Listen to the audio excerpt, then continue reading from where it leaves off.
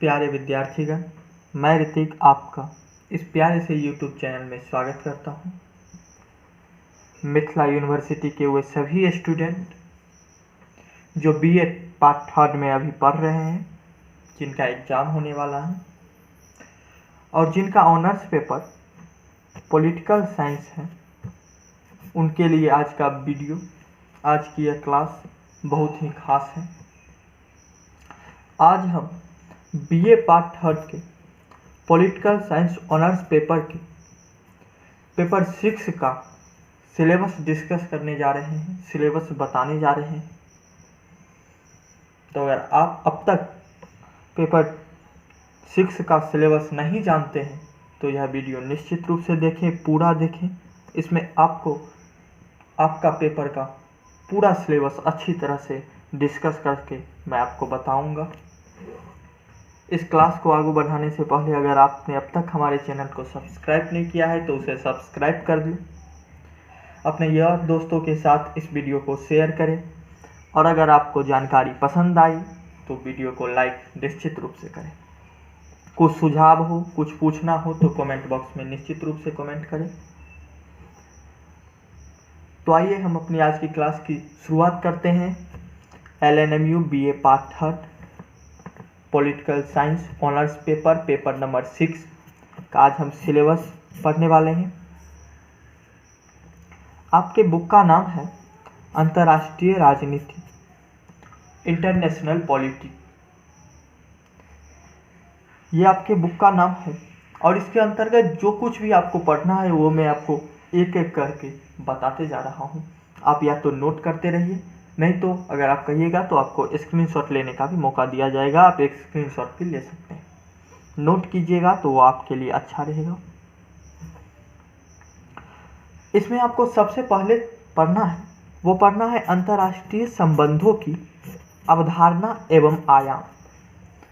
अंतर्राष्ट्रीय संबंध क्या है, कैसे हैं, उसकी क्या अवधारणा है, क्या आयाम है, इसके बारे में आपको पढ़ना है। इसके उपरांत आपको अंतर्राष्ट्रीय संबंध के सिद्धांत के बारे में पढ़ना है कि जो भी देश एक दूसरे से अंतर्राष्ट्रीय तौर पे संबंधित होते हैं वो किस सिद्धांत का पालन करते हैं, किस कूटनीति का पालन करते हैं, ये आपको पढ़ना है। इसके बाद आपको शक्ति और उसके तत्व के बारे में पढ़ना है। पावर और उसके जो टाइप हैं उसके बारे में आपको पढ़ना है। शक्ति किस प्रकार की, तो एक राज्य दूसरे राज्य पर किस तरह से शक्ति अपने पावर के बलबूते पर दबाव बनाते हैं, अपने पक्ष में परिणाम करते हैं, ये सब इसके अंतर्गत आता है।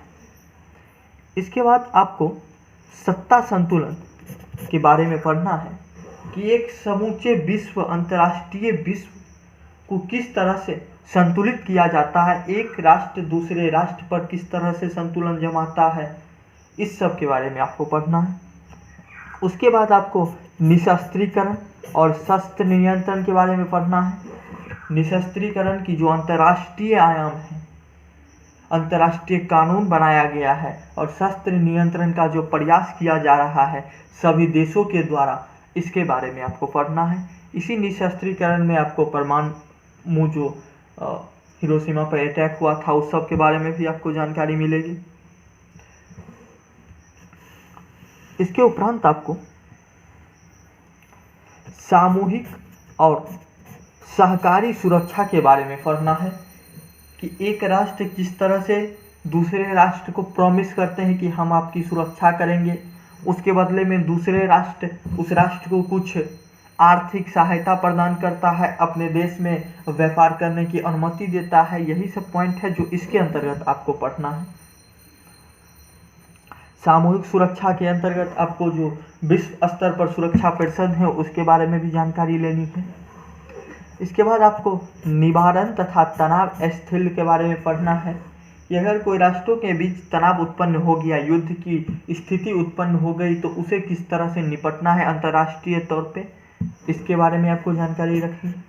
इसके बाद आपको निर्भरता और परस्पर सिद्धांत के बारे में जानकारी लेनी है कि एक राष्ट्र दूसरे राष्ट्र पर किस तरह से निर्भर है। यह संसार में सभी राष्ट्र, सभी देश एक दूसरे पे अभी निर्भर हैं। अगर किसी के पास इलेक्ट्रॉनिक का सामान है तो किसी के पास खाद्यान्न का सामान है, और जब तक वो एक दूसरे को आदान प्रदान नहीं करेंगे जीवन सुचारू रूप से संभव नहीं। तो इसके अंतर्गत आपको यही पढ़ना है। इसके बाद आपको शीत युद्ध के बारे में पढ़ना है कि जब द्वितीय विश्व युद्ध समाप्त हुआ था तो उसके बाद की जो हालात उत्पन्न हुए उसी को शीत युद्ध कहा जाता है। शीत युद्ध उसी को नाम दिया गया था। इसमें शस्त्र अस्त्रों से युद्ध नहीं लड़ा जाता है, बल्कि वाक्य से एक दूसरे पे आरोप लगा के मीडिया के द्वारा और भी बात करके सिर्फ बातों से ही इस पर आरोप लगाए जाते हैं, दबाव बनाए जाते हैं। यही स्थिति को शीत युद्ध नाम दिया गया था। ये मुख्यतः अमेरिका और रूस के बीच हुआ था। इसके उपरांत आपको संयुक्त राष्ट्र संघ के बारे में पढ़ना है। यूनाइटेड नेशन ऑर्गेनाइजेशन के बारे में आपको पढ़ना है। उसके सुरक्षा परिषद के बारे में पढ़ना है। उसके लोकसभा के बारे में, उसके लोकसभा जो है जहाँ पे आम बैठक होता है, आम सभा जिसे कहा जाता है, उसके बारे में आपको पढ़ना है। उसकी और भी छोटे छोटे जो समितियां हैं उसके बारे में आपको पढ़ना है। विश्व ऑर्गेनाइजेशन जितने भी हैं इसी के अंदर में आपको उसके भी डिटेल लेना है। इसके बाद आपको जो आपका सिलेबस का लास्ट टॉपिक है वह है भारत के संबंध।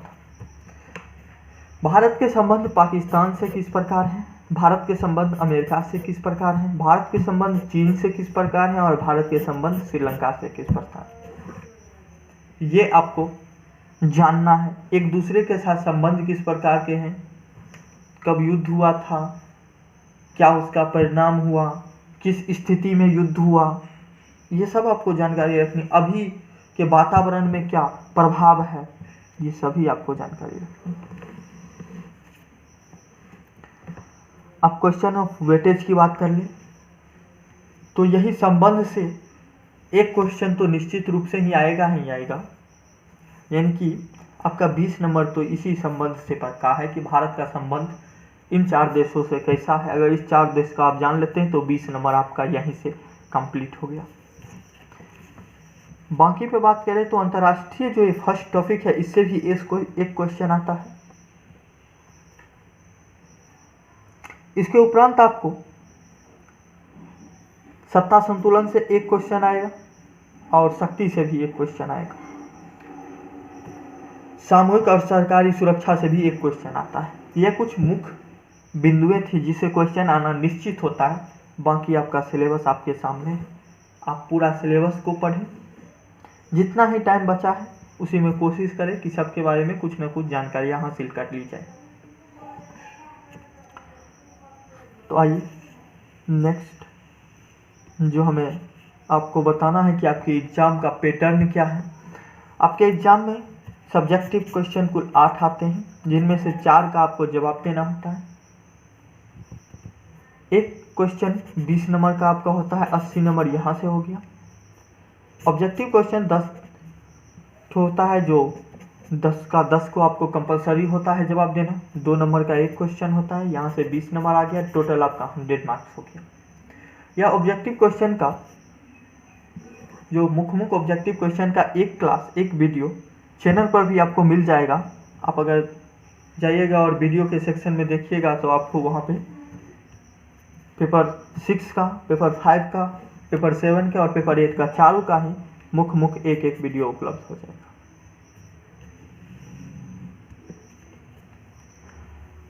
अगर बात करें हमारे सोशल अकाउंट्स की, जो आपको जुड़ना है तो मुख्यतः आप टेलीग्राम पे जुड़िए, जहाँ आपको सभी इन्फॉर्मेशन मिलेगी। इसके अलावा आप फेसबुक पर, इंस्टाग्राम पर और ट्विटर पर भी जुड़ सकते हैं। अगर आपको वीडियो पसंद आया हो तो इसे लाइक कीजिए, यार दोस्तों के साथ शेयर कीजिए और चैनल में नए हैं तो चैनल को सब्सक्राइब निश्चित रूप से कर लें। और भी कुछ जानकारियाँ चाहिए, कुछ छूट गया हो तो निश्चित रूप से आप कमेंट कीजिए, जिससे हमें पता चले कि आपको इस प्रकार की जानकारियाँ चाहिए।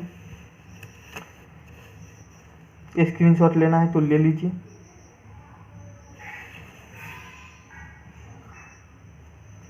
चलिए, टेक केयर, गुड बाय, अपना ख्याल रखिए, धन्यवाद।